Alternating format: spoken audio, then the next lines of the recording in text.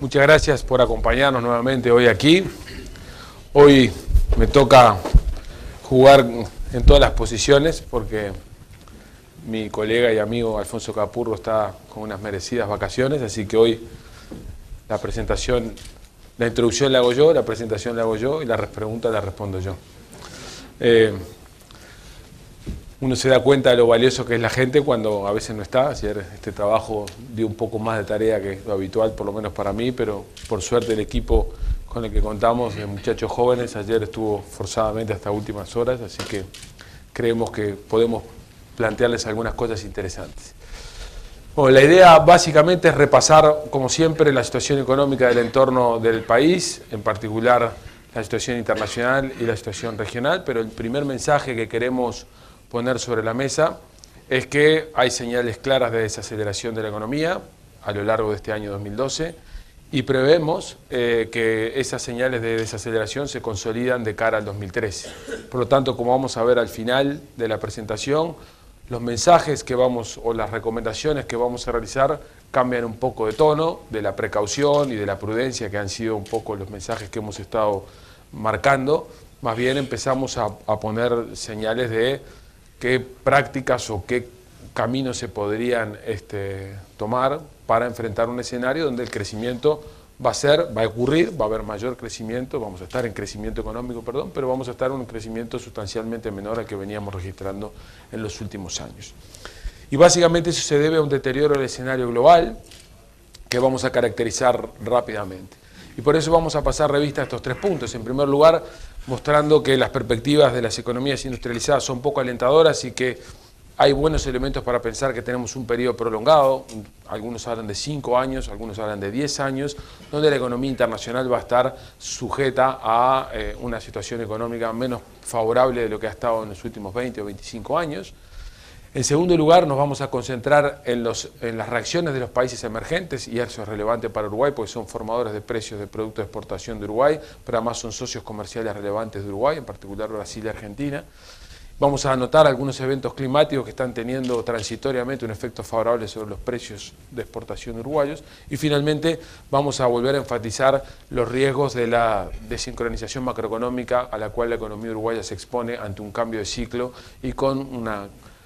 insuficiente número de instrumentos disponibles como para reaccionar adecuadamente ante el cambio de escenario que se estaría procesando a nivel internacional. Entonces, para entrar rápidamente en el primer punto, solamente me gustaría traerles sobre la mesa un reciente trabajo, un trabajo académico publicado, en realidad está en proceso de publicación, pero en realidad está publicado una primera versión, en un paper de divulgación de estos tres autores que está planteado allí, que básicamente lo que hace es estudiar 200 años de historia de crisis de endeudamiento y encuentra algunas regularidades interesantes en relación a ese periodo histórico analizado.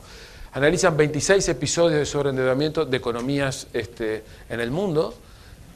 definidos esos periodos de sobreendeudamiento cuando la deuda, y hablando de la deuda en términos globales, no solamente deuda pública, sino la deuda en su conjunto, es superior al 90% del PIB de las economías de referencia. Y en esos 26 episodios se encuentran dos cosas. En primer lugar,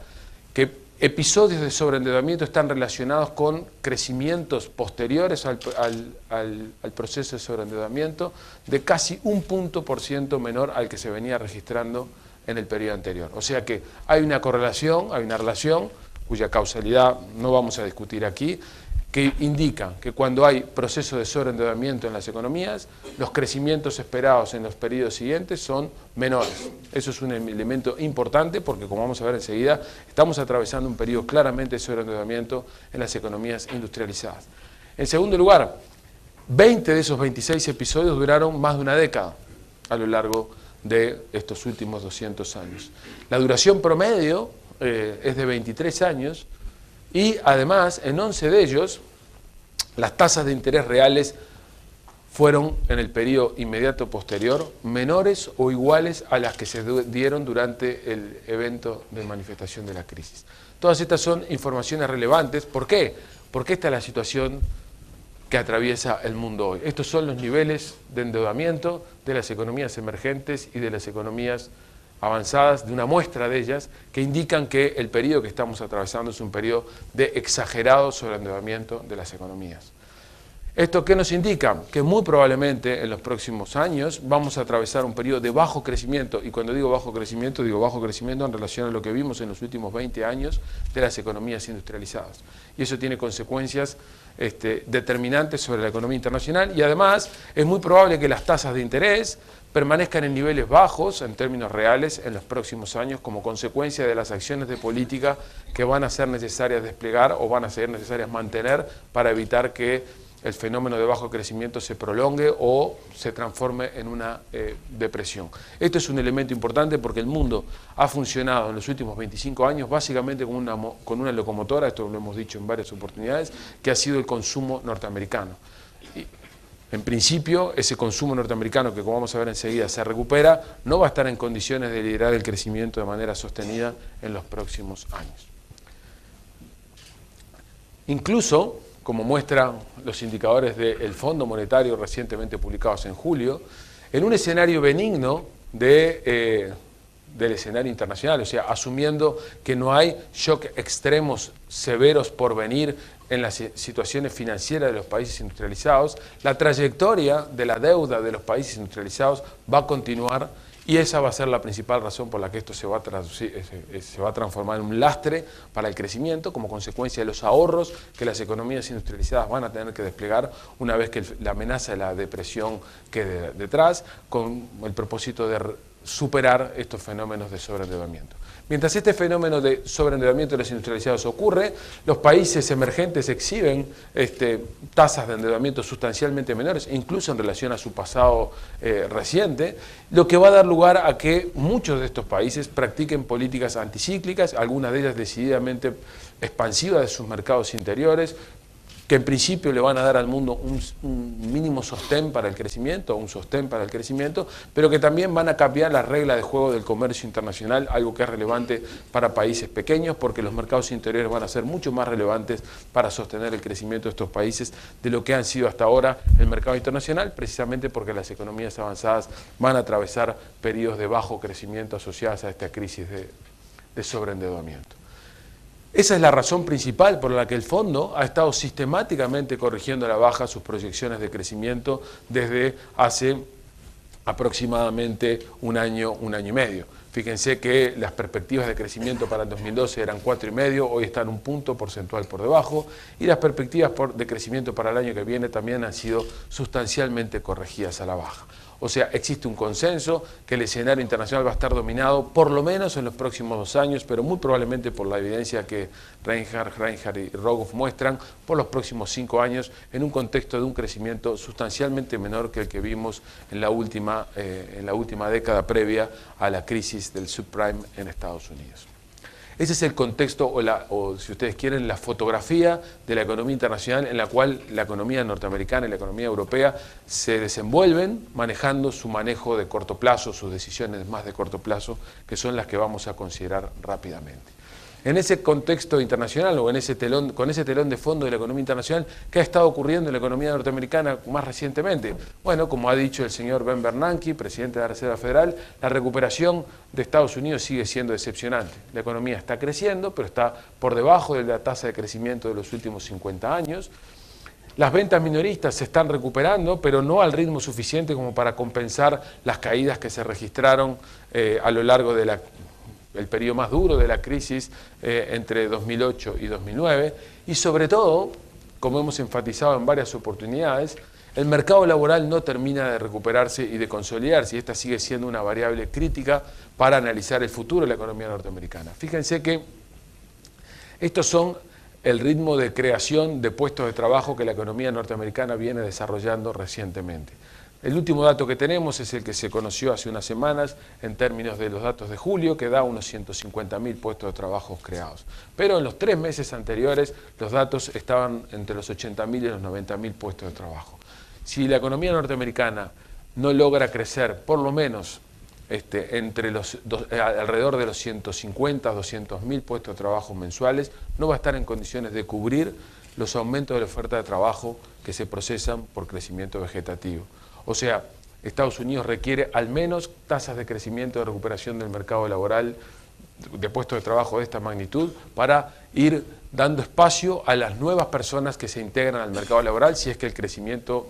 de la oferta de mano de obra histórico se mantiene. Y en realidad debería estar creando aproximadamente unos 300.000, 325.000 puestos de trabajo mensuales si es que se quiere en un periodo de 4 años, como se preveía originalmente, alcanzar la tasa de desempleo previa al inicio de la crisis. Estamos lejos todavía de alcanzar ese ritmo de 325.000 puestos de trabajo mensuales. Por lo tanto, lo que nos indica es que la economía norteamericana va a continuar necesitando de mucha ayuda de la política monetaria. Por eso se especula eventualmente de un programa de expansión monetaria en su versión tercera, y el sostenimiento de las ayudas fiscales en los próximos meses para evitar o para hacer que esta recuperación decepcionante no caiga en una reversión del crecimiento económico. Y además con una amenaza importante. Ustedes recuerdan que en las discusiones del techo de la deuda que tuvieron lugar el año pasado, se sellaron a último momento con un acuerdo entre el Partido Republicano y el Partido Demócrata en términos de habilitar un aumento del techo de endeudamiento que establece el margen legal para el gobierno federal, pero a cambio de unos compromisos fiscales que se asumían a partir del 1 de enero del 2013. Lo que ustedes ven aquí es la trayectoria de la deuda y la trayectoria del déficit fiscal para los años próximos, en particular la trayectoria de la deuda de aquí al 2015 y el resultado fiscal comparado para el año 2013, que tendrían lugar con el cumplimiento de los ajustes automáticos o sin el cumplimiento de los ajustes automáticos. Esto es, si los ajustes automáticos tienen lugar el año que viene, los ajustes automáticos suponen aumentos de impuestos y rebaja de gastos que ya están acordadas, el año que viene el resultado fiscal sería de 3,8 en lugar del 6,3 si esos acuerdos automáticos no tuvieran lugar. Y la trayectoria de la deuda sería esta. Obviamente la trayectoria con ajustes automáticos sería más consistente con la estabilidad, mientras que la trayectoria de la deuda sin los acuerdos automáticos tendría todavía un periodo de crecimiento hacia adelante. Sin embargo, estimaciones del Buró del Congreso de Estados Unidos indican que la entrada en vigencia de esos acuerdos automáticos en materia fiscal tendrían un costo para el año que viene en términos de crecimiento de 1,5 puntos del producto. O sea, o en otras palabras, en ausencia de un acuerdo político que postergue la entrada en vigencia de los ajustes automáticos, el año que viene la economía norteamericana podría crecer 1,5 puntos menos de lo que está previsto o de lo que está siendo previsto actualmente. Por lo tanto, se requiere algún tipo de acuerdo político antes de fin de año o en el entorno de fin de año o a principios del año que viene para que los ajustes automáticos no entraran en vigencia, de manera tal de ayudar a que esa recuperación decepcionante de la economía norteamericana no consolide una decepción adicional. Como ustedes saben, tenemos elecciones en noviembre en Estados Unidos, acuerdos políticos antes de eso va a ser difícil, por lo tanto vamos a atravesar un momento de alta incertidumbre entre este momento y el momento de enero, febrero del año que viene, para saber si estos ajustes automáticos efectivamente se transforman en un lastre para el crecimiento económico y para la recuperación económica de la economía norteamericana. En síntesis, nada grave en Estados Unidos, pero tampoco nada, a pesar de que los meses transcurren, lo suficientemente halagüeño como para decir lo peor quedó atrás y el final del túnel se ve con claridad. Y de la economía norteamericana deberíamos esperarle el dinamismo que se ha perdido en la economía global. Mientras eso ocurre, en Europa parece estar todo el mundo de vacaciones. Y de hecho, estrictamente así es. Hasta los mercados en estas últimas semanas lucen calmos y una de las pocas explicaciones que uno encuentra en la prensa es que lucen calmos porque hay muy poca discusión o muy poca reunión, con lo cual indica que hay poca actividad en estos días. Lo que hemos sabido en las últimas semanas es que el PIB de la eurozona ya está en recesión, que la tasa de desempleo ha trepado a tasas sustancialmente importantes y lo que tenemos hoy es que en Europa el transcurso del tiempo hace cada vez más probable que la recesión se transforme en una depresión, en particular en los países periféricos, en particular en los países del sur de Europa. Y como hemos comentado en varias oportunidades, y yo no los voy a aburrir otra vez con esto, las asimetrías, esto es, las distintas situaciones que tienen lugar en Europa, hacen que los consensos sobre las medidas se dilaten y por lo tanto que las soluciones finales o las soluciones que deben arbitrarse sean muy difíciles de alcanzar. Como ustedes ven aquí, tenemos un conjunto de países que todavía no están en recesión, sino que atraviesan procesos de crecimiento todavía favorables. Tenemos otros países, en particular los de la periferia europea y algunos ya del centro-oeste de Europa, que muestran niveles de actividad bajos. Tenemos asimetría también en términos de tasa de desempleo con países como España, que muestran estas observaciones extraordinarias, a pesar de que en España la forma de medición de la tasa de desempleo es particular. Y tenemos también asimetría en términos de resultado fiscal y en términos de cuenta corriente. Saldo de Alemania presenta un superávit en cuenta corriente, más algún otro país de los pequeños del oeste europeo. El resto de los países en problemas, todos tienen saldos en cuentas corrientes negativos. O sea que esta asimetría de situaciones, como ustedes saben, está en la base de las preocupaciones o en la base de la falta de soluciones concretas sobre la economía europea. Incluso yo diría que el mes de septiembre va a ser un mes crítico. Hoy de mañana hay una entrevista en un órgano de prensa alemán al primer ministro griego, donde el primer ministro griego lo que manifiesta es que Grecia requiere de más tiempo para poder implementar las medidas, no que está pidiendo una excepción en sus medidas, pero sí que está pidiendo más tiempo. Y hace unas semanas conocimos declaraciones del ministro de Economía alemán diciendo que no había lugar para más tiempo, que los ajustes se tenían que procesar. O sea que es muy probable que a lo largo del mes de septiembre conozcamos situaciones de mucha tensión, lo que va a traducir volatilidad en los mercados, y eso ha llevado a muchos analistas a decir que septiembre es el mes de las grandes decisiones, cuando todo el mundo vuelve de vacaciones en Europa, y por lo tanto probablemente tendremos el desenlace sobre el euro que nosotros seguimos pensando que tendrá lugar y que veníamos diciendo desde fin del año pasado con países que abandonarán el euro, en particular Grecia. Por lo tanto, en síntesis, en relación a la economía internacional, las economías industrializadas atravesarán una fase de bajo crecimiento. Todo el escenario internacional está favoreciendo un repliegue hacia estrategias regionales o domésticas, lo que va a complejizar los juegos cooperativos a nivel de la economía internacional. Esto va a suponer, desde nuestra perspectiva, un retraso para la agenda comercial y para el avance del comercio libre entre las principales economías del mundo. No necesariamente vamos a asistir a un retroceso de la globalización, pero estamos bastante convencidos que todo el escenario que se está conformando supone una desaceleración de la globalización, una desaceleración de la integración de los mercados financieros, una desaceleración en el contexto de integración comercial de muchas de las economías, en particular de las economías del hemisferio, de las economías emergentes con las economías industrializadas. Todo el escenario que hemos descrito por la situación norteamericana consolida un escenario de tasas bajas, porque estamos atravesando una fase de sobreendeudamiento y de dólar débil, porque la economía norteamericana no termina de recuperarse. Sin embargo, a partir de septiembre vamos a asistir seguramente al retorno de las turbulencias en los mercados financieros y ese euro en 1.24 que ayer veíamos, 1.24.2, probablemente no se sostenga y vamos a ver apreciaciones nuevamente del dólar como consecuencia no de la fortaleza norteamericana, sino de las malas noticias que van a provenir de la economía europea. En ese contexto, los emergentes inician un proceso de repliegue sobre sus economías interiores, de protección de sus economías interiores, de darle más peso a su mercado interno y además con algunos eventos transitorios en materia climática que protegen en particular a nuestra región.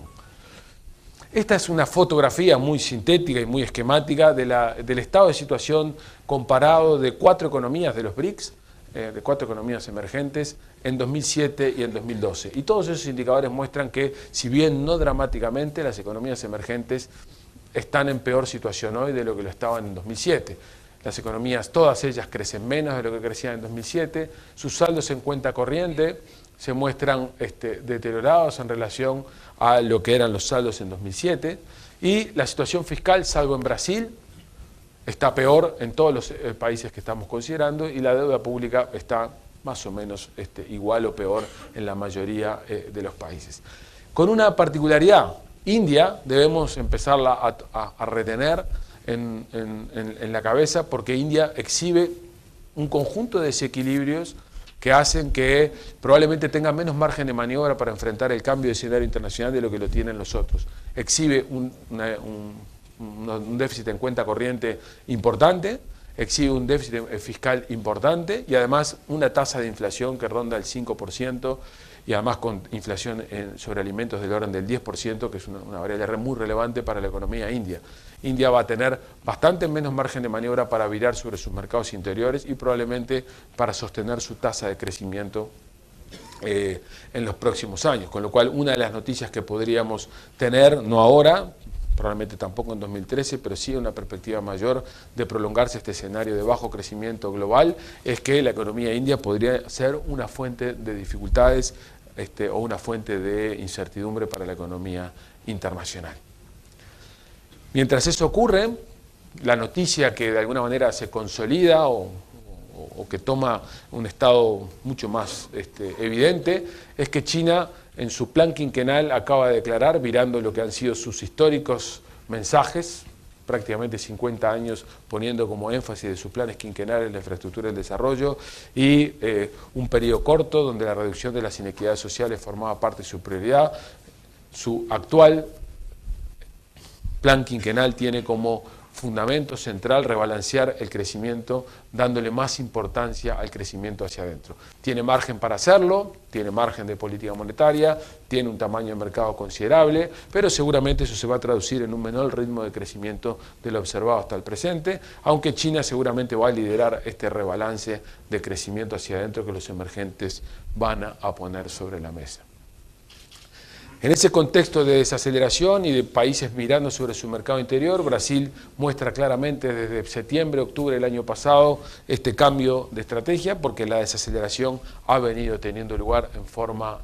marcada. Tenemos el dato ya del 2011 con tasas de crecimiento que fueron sustancialmente menores al 2010, pero tenemos el dato ya del primer trimestre y del primer semestre en general de la economía brasileña que muestra que la economía brasileña está creciendo por debajo del 1% en los datos más recientes. La economía brasileña acaba de atravesar una fuerte desaceleración en un contexto de inflación bajo control, lo que ha supuesto una reacción de la política macroeconómica bastante agresiva, con algunos planes de infraestructura bastante agresivos y con política monetaria que ha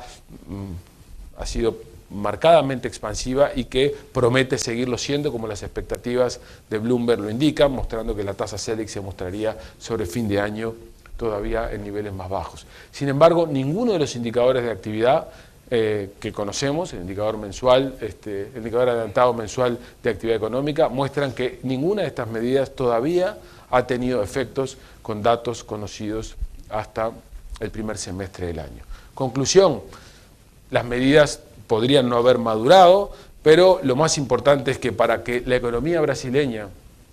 creciera a lo largo del 2012 un 2,5%, como el fondo lo pronostica y como las autoridades brasileñas han venido sosteniendo, el crecimiento en el segundo semestre de Brasil debería rondar el 4,1%, cuando los registros actuales de actividad económica indican que está creciendo por debajo del 1%. Difícilmente Brasil alcance este año la tasa del 2,5%, muy probablemente Brasil se ubique levemente por debajo de esto, y más bien la recuperación brasileña, que seguramente tendrá lugar porque estos planes son lo suficientemente robustos o firmes como para alentar una recuperación del sector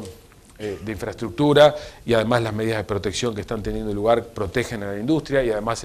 la crisis de sequía que tuvo la economía en el primer trimestre del año seguramente no se repetirá. Pero en cualquier caso, la recuperación nosotros la estamos viendo más dilatada, más entrado 2013, y eso va a suponer un segundo semestre de este año y probablemente un primer trimestre del año que viene con un crecimiento moderado de la economía brasileña, y eso supone que nuestro principal socio comercial va a continuar desinflado y por lo tanto no agregando o no contribuyendo a que amortiguar la desaceleración del crecimiento que la economía uruguaya va a estar enfrentando. Mientras esto ocurre, Argentina avanza desde la última vez que nos vimos de una forma más firme hacia el proceso de estanflación que hemos venido comentando en oportunidades anteriores. No solamente la Torcuato Di Tella en su indicador líder ya dice que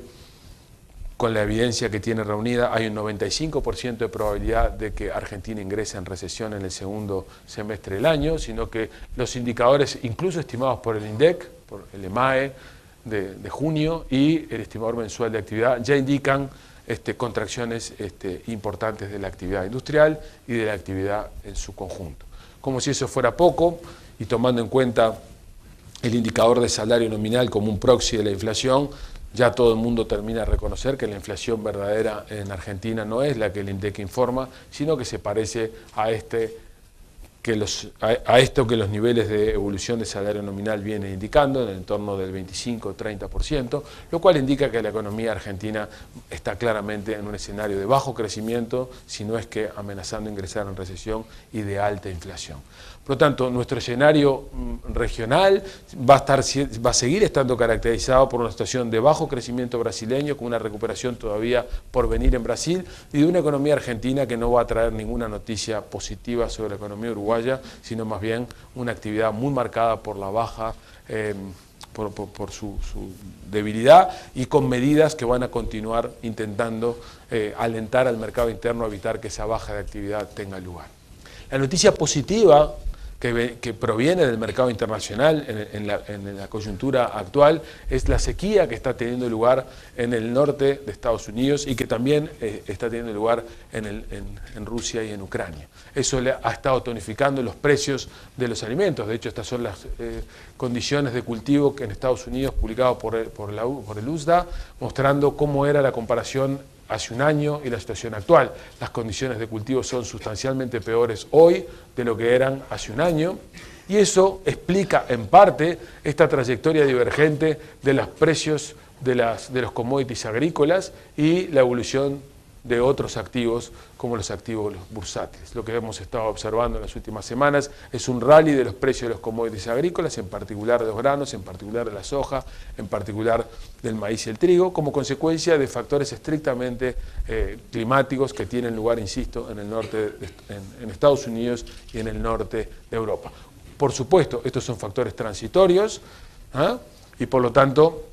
debemos disfrutar de ellos mientras estén. Probablemente estos factores transitorios le den a algunas de las economías de la región con mayores dificultades, como es el caso de Argentina, un poco más de tiempo para enfrentar ciertas circunstancias, pero en ningún caso debemos pensar que estos precios son sostenibles en el tiempo, o estos niveles del precio de la soja son sostenibles en el tiempo. Más bien lo que deberíamos pensar es que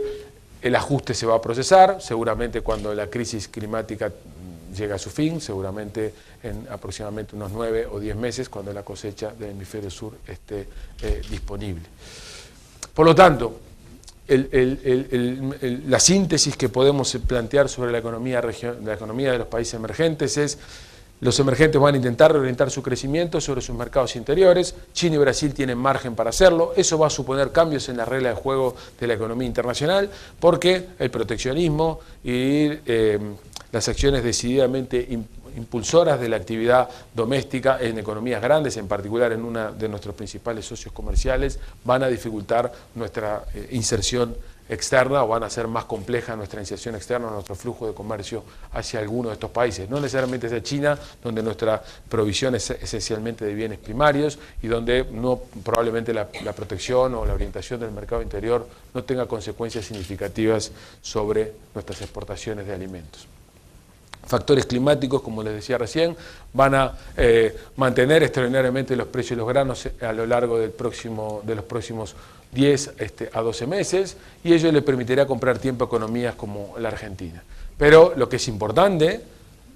y esto no debemos perderlo de vista, es que una vez que estos factores climáticos queden atrás, es bastante posible que la demanda china permita sostener los precios de los granos, por razones estructurales, en niveles previos a que este evento climático introdujera distorsiones. Por lo tanto, no estamos pensando en caídas de los precios de los commodities sustanciales, sino simplemente estamos pensando que todo el exceso de precios que ha tenido lugar en los últimos 4 meses seguramente tiende a corregirse, pero permaneciendo en los niveles que teníamos hace tan solo 6 o 7 meses en los commodities, en los granos en particular. Eso supone que más bien el mensaje que uno debería decodificar esto, no nos tomemos los precios actuales como precios sostenibles, pero tampoco pensemos que la reversión que va a tener lugar va a suponer una caída a precios previos al auge de los commodities agrícolas que ha tenido lugar en los últimos 4 o 5 años. Vayamos entonces rápidamente sobre la economía uruguaya, donde lo que nosotros alentamos es este escenario internacional más complejo, de menor crecimiento, con socios comerciales que se protegen y con un mercado interno que todavía en principio no luce ajustándose al escenario de desaceleración que proviene del exterior, podría o estaría aumentando el riesgo de la desincronización macroeconómica y cómo está reaccionando la política ante estos eventos. En primer lugar, nosotros seguimos pensando que la economía uruguaya va a crecer a lo largo del 2012. Hemos corregido levemente a la baja nuestro pronóstico de crecimiento para este año. Básicamente esta desaceleración está asociada a el proteccionismo regional y los efectos que el proteccionismo regional han tenido sobre alguna rama de actividad. De hecho, hay algunos indicadores todavía muy incipientes, todavía muy primarios del mercado laboral que insinúan este aumento de la tasa de desempleo, algunos datos en relación a los beneficiarios del seguro de desempleo que indican incrementos importantes, que podrían estar asociados fundamentalmente a estas industrias, que son las que están altamente expuestas al comercio regional, pero en particular al comercio con Argentina, que enfrentan dificultades y que además son intensivas en mano de obra. Y lo que cabe preguntarse es si estos indicadores todavía muy incipientes del mercado laboral insinúan un inicio de contagio del mercado interno o un inicio de contagio de la desaceleración global hacia el mercado interno, aunque todavía la información que hay sobre la mesa no permite ser concluyentes al respecto. Todos los indicadores adelantados son todavía lo suficientemente contradictorios como para no responder esa pregunta. A pesar de que el 2012 supone una desaceleración, nuestro mensaje, y este es un cambio respecto de nuestra última presentación, es que a lo largo del 2013 la economía va a consolidar la desaceleración insinuada en 2013. Hasta hace bien poco, diría hasta hace algunas horas, todavía seguíamos incorporando la idea de que el año que viene la economía podría ingresar en una recuperación y podría alinearse a crecer al 4%. En principio, la idea nuestra es que eso no va a ser así. Estos son los determinantes de nuestro escenario base, con una Argentina que todavía crecería,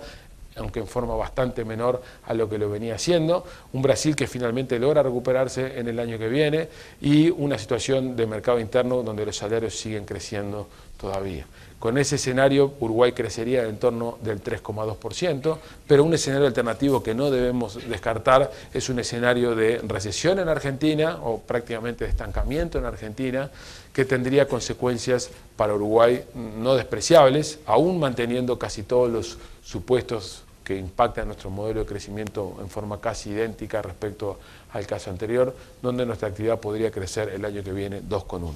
Con esto lo que les queremos decir es que no hay razones para pensar que hay por delante en términos interanuales o en términos de año calendario de un crecimiento negativo o de una recesión en Uruguay. Pero sí hay razones para pensar que las señales de desaceleración que estamos percibiendo ya en el año 2012 y que seguramente se van a consolidar en el último trimestre, tienen alta probabilidad de prolongarse y de extenderse sobre el año que viene, arrojando un crecimiento algo menor. Un crecimiento no grave, no dramático, pero un crecimiento sustancialmente menor al promedio de los últimos años, cuando crecíamos a tasas del entorno del 6%. Mientras esta desaceleración ocurre, como hemos señalado en varias oportunidades, el sistema de precios ha continuado y continuará estando tensionado. Nuestra inflación sigue estando por encima del rango meta, establecido por las autoridades económicas del país, y lo que es más importante, nuestro tipo de cambio real, que como recuerdan ustedes mide la capacidad de competencia de Uruguay con sus socios comerciales, ha tendido a deteriorarse. No solamente hoy tenemos una brecha del orden del 30% en relación a nuestros socios comerciales principales, sino que sobre todo con Brasil hemos perdido una buena parte de la ventaja, aquel 15% de Brasil, que era un 15% más caro que Uruguay en relación al promedio de los últimos años, se ha perdido prácticamente, básicamente como consecuencia de que Brasil ha logrado depreciar más su moneda que Uruguay, en un contexto de menor inflación en Brasil que en Uruguay. Por lo tanto, nuestro sistema de precios sigue estando tensionado por una inflación elevada que impide practicar políticas, o que impide seguir a Brasil en sus decisiones de política monetaria, de manera de evitar perderle distancia en términos de competitividad, y un escenario de competitividad lo suficientemente comprometido como para no poder darle un golpe de gracia final o actuar de manera contundente sobre la inflación. Y este sigue siendo uno de los principales dilemas en los cuales la política macroeconómica ha estado sumergida en los últimos años. Esa inflación elevada, como les decía recién, está impidiendo un acople monetario regional y además está induciendo un desenlameamiento cambiario con Brasil creciente. Fíjense que hoy, en términos de tasas de política monetaria, Uruguay se ubica entre los países que tienen una tasa de política monetaria más elevada, y si nosotros miráramos cuál ha sido la tendencia de todos estos países en los últimos meses, en general es a reducir sus tasas de interés, consistentemente con ayudar al nivel de actividad que se desacelera en ellos, mientras que en Uruguay hemos tenido que mantenernos en las últimas revisiones estables, o incluso en la última revisión hemos tenido que aumentar la tasa de interés de referencia como consecuencia de los altos niveles de inflación. Ese desacople monetario regional induce este desalineamiento cambiario con Brasil. Fíjense que es interesante mirar, recuerden, este es nuestro viejo análisis de la paridad peso real, que indica que habría implícitamente para las autoridades existido una zona de confort de la paridad peso real que se ubicaba entre 11,5 y 12,5 pesos. Eso en los últimos meses, en particular desde septiembre del año pasado, ha estado fuera de esa zona de confort, básicamente porque ha ocurrido que Brasil ha estado bajando sistemáticamente su tasa de interés de referencia, mientras que Uruguay no lo ha podido hacer, entre otras cosas porque nuestra tasa de inflación permanece elevada y sin probabilidades altas de descenso, mientras que en Brasil ocurre exactamente lo contrario. Lo interesante de esto es que los dos eventos de desaceleramiento cambiario con Brasil en términos bilaterales y nominales ocurren cuando precisamente las políticas monetarias en ambos países no parecen ir en la misma dirección. Por lo tanto, esto indica que solamente con rebajas más o menos consistentes y sostenidas de la tasa de política monetaria en Uruguay podríamos evitar este desalineamiento cambiario, algo que estas rebajas de la tasa de interés de referencia son poco probables, entre otras cosas por la alta inflación que todavía el país exhibe y con la poca probabilidad de que la inflación converja rápidamente sobre los niveles previstos o deseados por las autoridades. En este contexto y en el medio de un investment grade que ha generado una mayor atracción de capitales para Uruguay, lo que las autoridades, a nuestro juicio, acertadamente han estado haciendo es implementar un conjunto de medidas heterodoxas para evitar apreciaciones espurias del tipo de cambio, con estas inmovilizaciones de fondos para los inversores extranjeros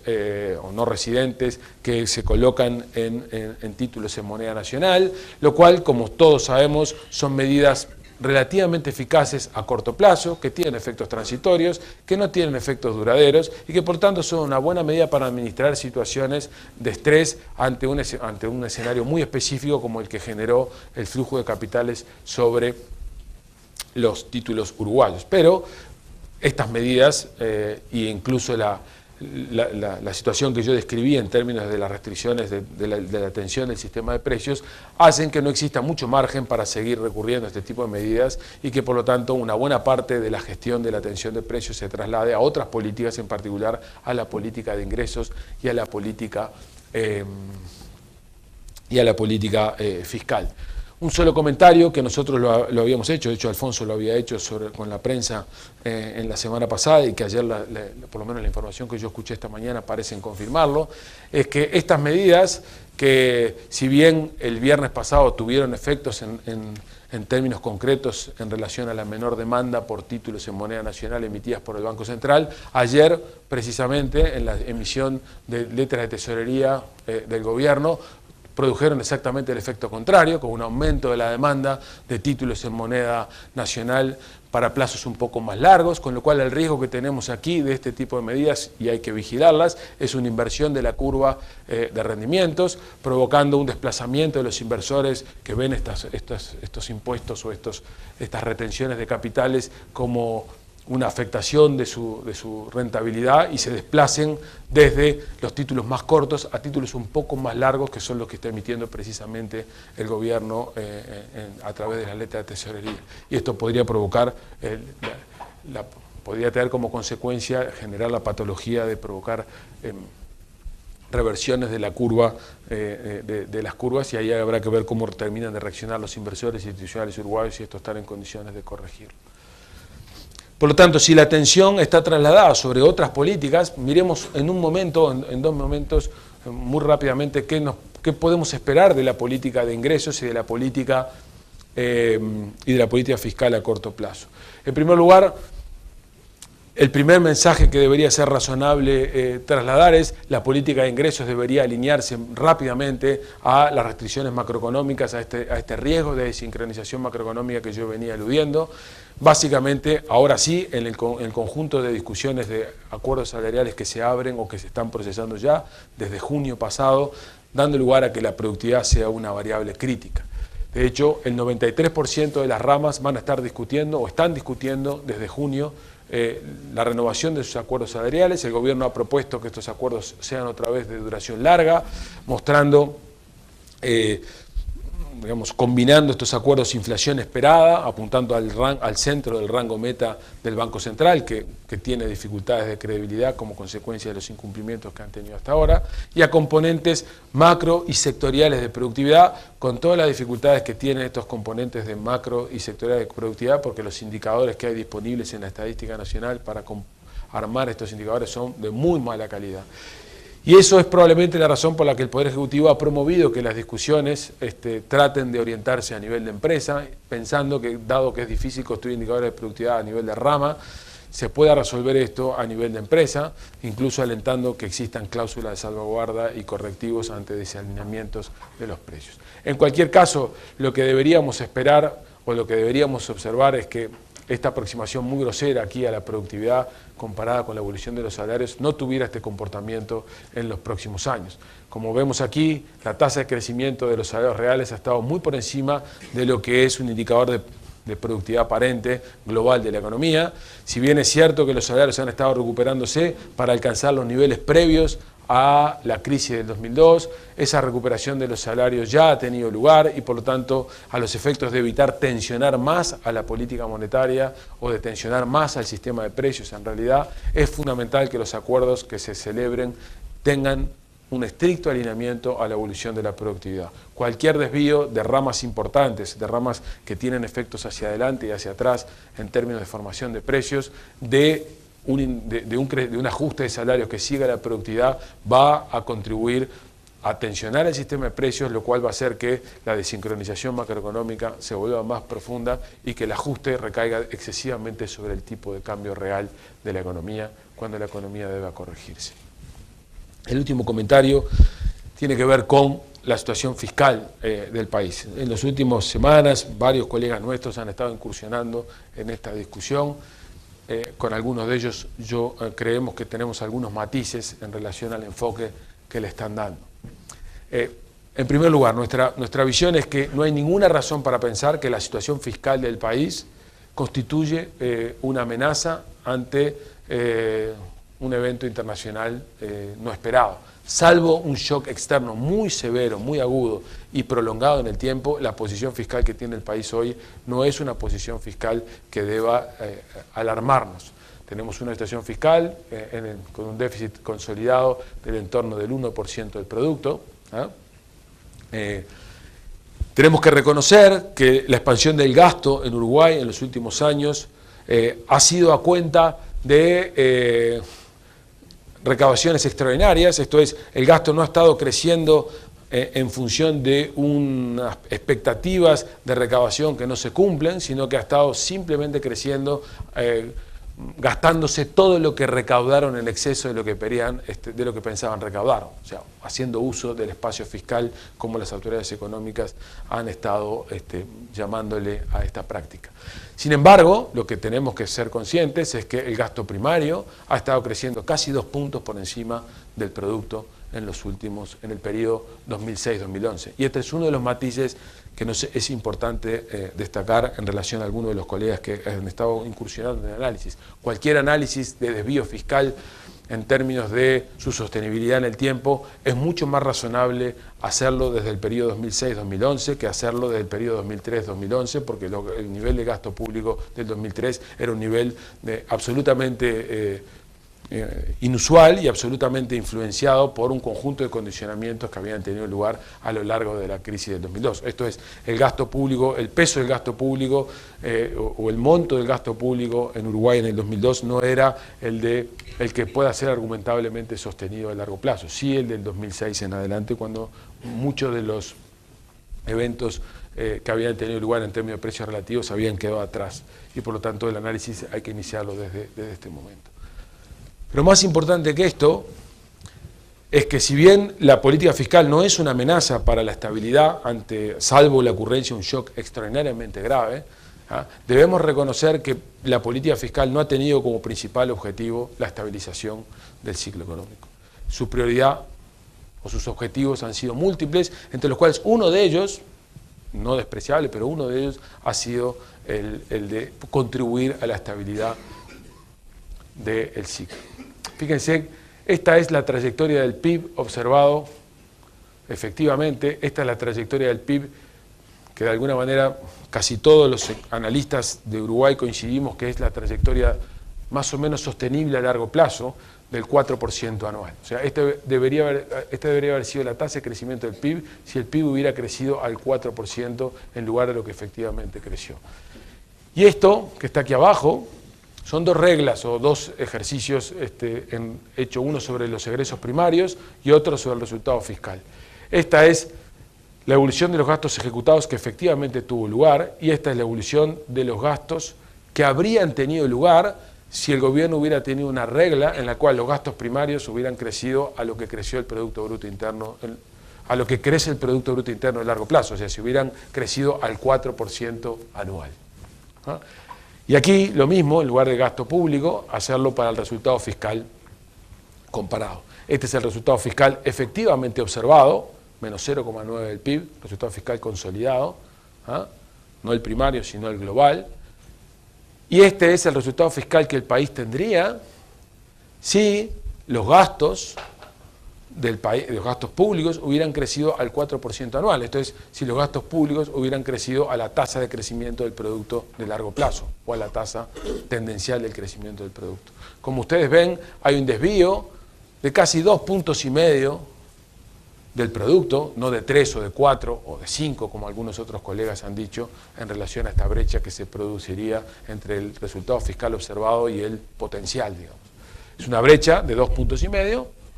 La razón por la cual es de 2,5 puntos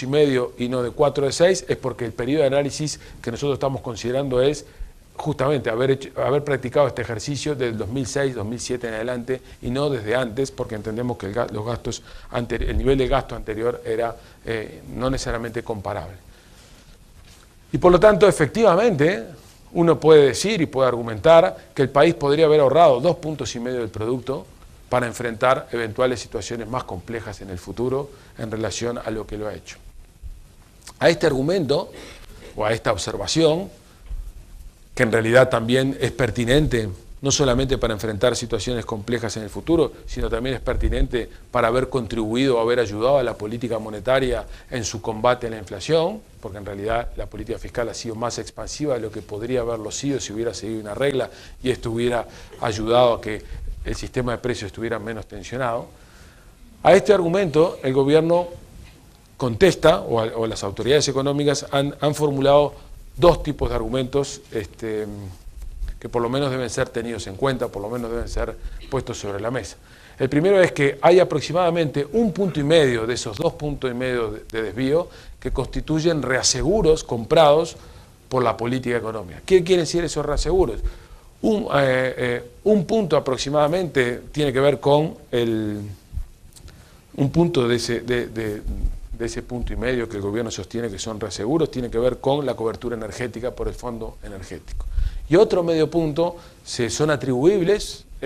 a los costos financieros en los que el país ha incurrido para proveer de liquidez suficiente o de caja suficiente al gobierno central para enfrentar un escenario diferente. O sea que en realidad lo que el gobierno viene a decir es parte de los reaseguros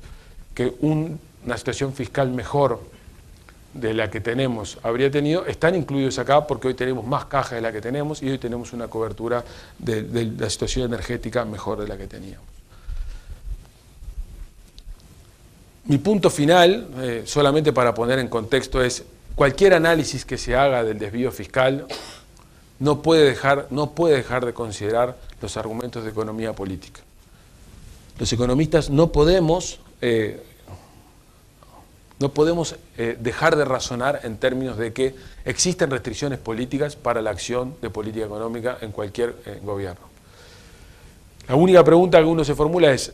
creíble que el sistema político uruguayo, y en particular el mandato que este gobierno tiene, habría podido ahorrar estos 2,5 puntos de producto? ¿Es creíble que se hubiera podido alcanzar un superávit fiscal de 1,5 puntos? Y si hubiera sido así, ¿cuál hubiera sido el costo político de ese debate? ¿O quiénes habrían sobrevivido y quiénes no habrían sobrevivido a ese debate? El second best, y todos los argumentos de economía política siempre tienen un second best, un segundo óptimo, es, bueno, como yo no puedo hacer este superávit fiscal de 1,5% porque si no salto por los aires y me mandan a mi casa, lo que hago es compro liquidez y compro reaseguros que sí que están computando acá adentro, pero que en realidad si el evento es realmente negativo, tendré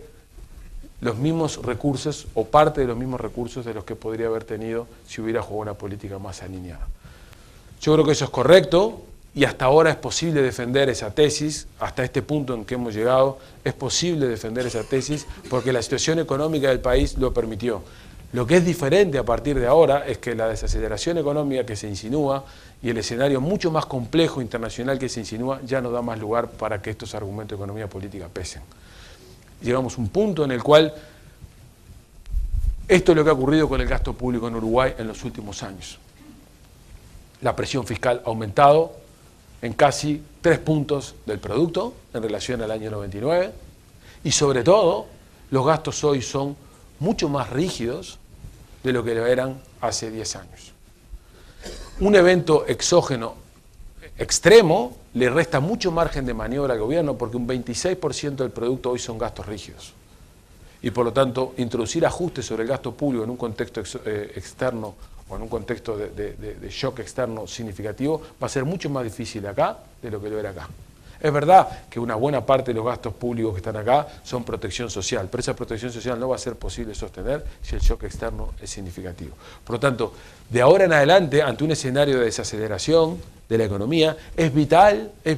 que la política fiscal se vuelva mucho más prudente de lo que ha sido hasta ahora, que los argumentos de economía política pasen a un tercer o cuarto lugar, porque es indispensable evitar que esta situación fiscal se continúe deteriorando, más bien es vital consolidar una situación de equilibrio presupuestal. No hay ninguna razón para, ahora sí, a partir de ahora,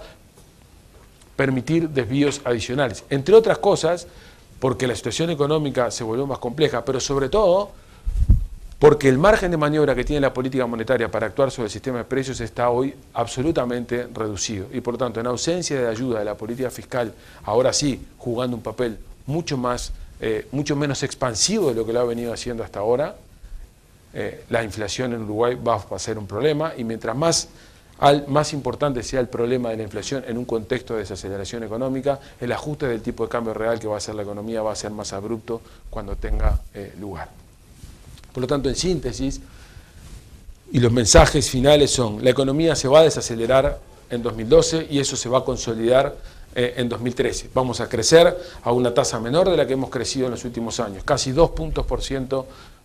menos de lo que lo veníamos haciendo, casi 3 puntos por ciento menos de lo que veníamos haciendo, o incluso más si la situación argentina se vuelve más compleja. La inflación elevada está cada vez más impidiendo coordinar con nuestro principal socio comercial una relación de precios razonable. Existe el riesgo de que Brasil consolide su abaratamiento en relación a Uruguay y eso le presente al sector externo uruguayo dificultades en el futuro. Por eso es vital que la política fiscal y la política de ingresos ayuden a la política monetaria a evitar un desaceleramiento cambiario adicional con Brasil. Eso es vital, que la consistencia de las políticas macro en este escenario que viene a partir de ahora se vuelva mucho más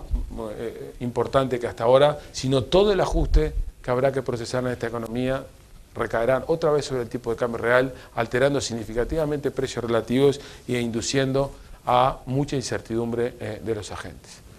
La situación fiscal, como les dije, no es una amenaza, pero debería focalizarse mucho más a partir de ahora en su rol estabilizador de la economía. No hay más tiempo para seguir argumentando que se debe cumplir con la recomposición del gasto público, se debe cumplir con abarcar objetivos o abarcar planes que no venían siendo tomados en cuenta. Es hora de que, si se quiere seguir haciendo eso, se focalice en la calidad del gasto, en la eficiencia del gasto y no en la expansión del gasto. Y finalmente, el último comentario antes de hacer algunas sugerencias finales que no he mencionado en la presentación, pero que no quiero dejar de poner sobre la mesa. Uruguay tiene que revisar profundamente su estrategia de inserción externa. Todo lo que está pasando a su alrededor indica que lo que hemos vivido en los últimos 20, 25 años cambió. Brasil se va a proteger, Argentina se va a proteger y además de manera muy desordenada, y por lo tanto Uruguay tiene que pensar cada vez más con cabeza propia, buscando una estrategia propia, que probablemente suponga en algún momento el abandono de la región, pero no necesariamente por una decisión unilateral, sino simplemente por un conjunto de acciones unilaterales que Uruguay vaya tomando, que sean las que lo terminen dejando al margen del acuerdo regional. En cualquier caso, esta no es una discusión para el cortísimo plazo, es una discusión para un periodo más prolongado. Dos comentarios finales. Si las recomendaciones que veníamos haciendo hasta ahora nosotros eran todas en términos de prudencia, el comentario nuestro era: hay que ser prudentes, cuidado con el manejo cuidado con el calce de plazos, cuidado con el calce monetario. El comentario final de recomendaciones en este escenario que estamos nosotros viendo ya no es hay incertidumbre y por lo tanto es el momento de la prudencia, sino hay desaceleración, esto va a afectar las ventas, no va a afectar una caída necesariamente de las ventas en el promedio, sino va a afectar una desaceleración de las ventas. Nadie puede proyectar hacia adelante ventas como las vino proyectando hasta ahora. Hay sectores, los orientados al mercado interno, que probablemente tengan algo más de tiempo para ajustarse a esta situación. Los sectores expuestos a la región son los que tienen menos tiempo para ajustarse a eso, pero las ventas van a caer. Los márgenes se van a achicar todavía más, porque la estructura de costos de las empresas, en particular las remuneraciones, no se van a ajustar a la velocidad necesaria de la disminución de las ventas, porque la desincronización macroeconómica de la economía está allí y dificulta ese ajuste más o menos automático. Y por lo tanto, es un buen momento para que las compañías hagan dos tipos de cosas. La primera, estén previendo ciclos de cobro más complejos, sobre todo aquellas compañías que tienen, ciclos de cobro atados a decisiones descentralizadas. Por lo tanto, la recomendación es busquen mecanismos para prever o para financiar esos ciclos de cobro. Crédito de proveedores es probablemente la forma más racional de hacer esto para trasladarle parte del riesgo que van a enfrentar ustedes a un proveedor. Y lo segundo, negocien desde ahora, porque las condiciones de negociación de hoy van a ser mejores que dentro de 3 meses, con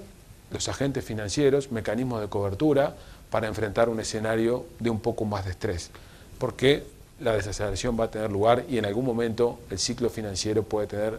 algún tipo de dificultad. No dramática, nada dramática, pero sí es un momento para estar mucho más proactivos en la gestión del manejo financiero de lo que ha estado siendo hasta ahora. Esos son los comentarios y bueno, estamos como siempre abiertos a preguntas o comentarios de ustedes.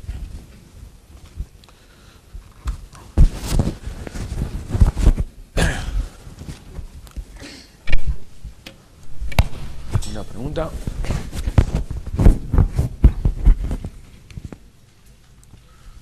¿No hay preguntas? ¿No? Bueno, no demoremos más. Si no hay preguntas, les agradecemos